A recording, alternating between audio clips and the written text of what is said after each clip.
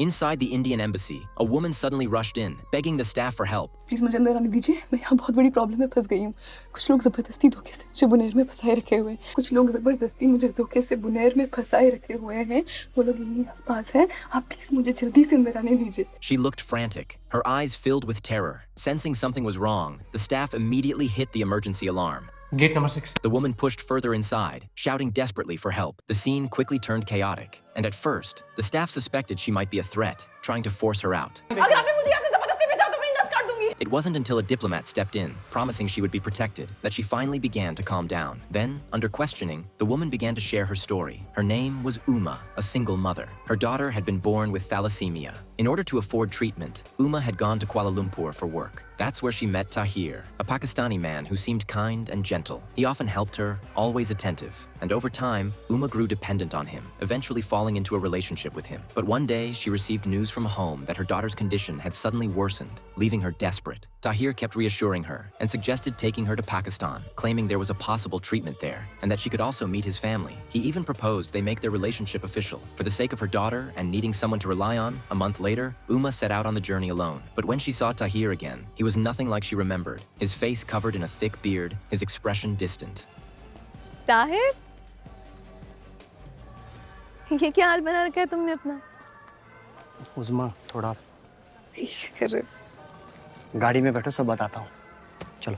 Without warmth, he shoved her straight into a car, heading toward a remote mountain area. The road was rough, and he handed her motion sickness candy, which she took without suspicion. In that moment, her fate quietly changed. After eating the candy, Uma slowly drifted into unconsciousness as the car drove deeper into the mountains of Pakistan. After an unknown amount of time, the car finally stopped at the base of a hill. Still dazed, Uma was dragged out. She had no idea where she was, only noticing armed people around her, their cold stares sending chills down her spine. When Tahir led her through a gate, what she saw left her stunned. Two little girls ran up, calling out "Dad" cheerfully. Uma froze in shock. Before she could react, Tahir's expression turned cold, and he snatched her bag away. Then two strange women rushed forward, throwing a local robe over her. Uma had no idea what was happening, only feeling the weight of everyone's eyes locked onto her. She screamed Tahir's name, demanding answers, but he said nothing, just stared at her coldly. She was shoved into a room.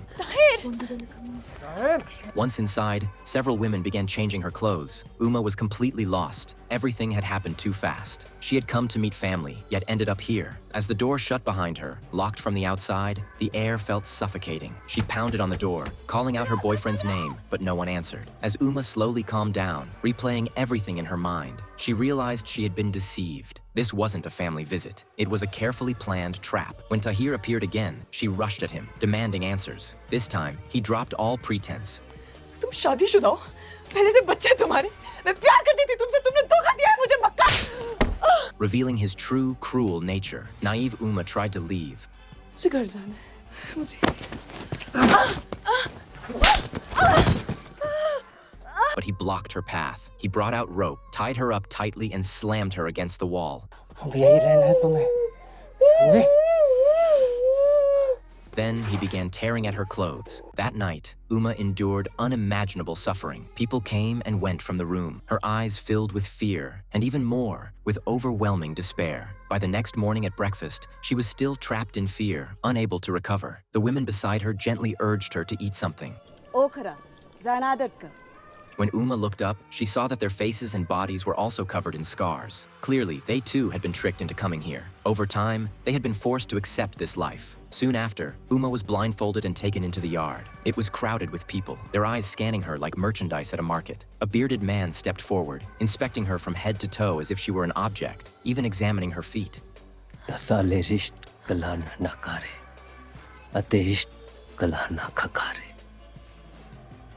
تبهقي Pasa, zajizu. أرورا خانة شايدة. Razak siye nal re. Lord zamung waqt ma zai kawa. Listening to their conversation, Uma finally realized she was being treated as something to be sold. Fortunately, they seemed to think she was too old and didn't choose her. But because of that, the unhinged Tahir made another decision. He would keep her in the village to serve men and officially marry her. मैं तुमसे निकाह नहीं कर सकती हूँ यार।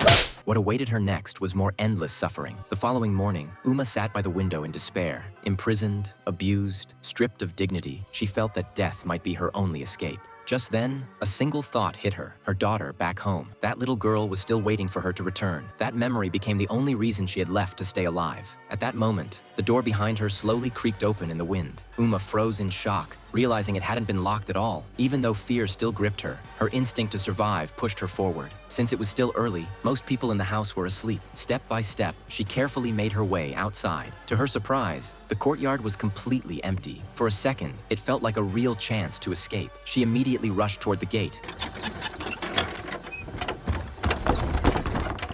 बाहर से बंद है। But right then, a girl suddenly appeared and coldly told her it was useless. देखो, बाहर जाके कोई फायदा नहीं है। बाहर भी वैसे ही मरते जैसे इस घर में। कोई भी देखेगा, उठा के ही ले जाएगा। Those words hit her like ice water, instantly crushing her fragile hope. But in that same moment, Uma noticed something. The girl was holding a phone. That sight felt like her last lifeline. She quickly begged to use it to make a call. The two of them quietly climbed onto the roof, struggling to find a signal, until finally they caught a faint connection. The call went through, and on the other end was her friend in Kuala Lumpur. Uma poured out everything that had happened to her. Her friend stayed unusually calm and told her the truth. She was in a remote area of Pakistan. Even if she called the police, no one would reach her in time. Again and again, her friend reminded her to stay alive no matter what. The only real chance was to find a way to reach the Indian embassy in Pakistan. Only there would she have any hope of survival. Those words snapped Uma back to reality. She made up her mind to endure whatever came next and wait for the right moment to escape.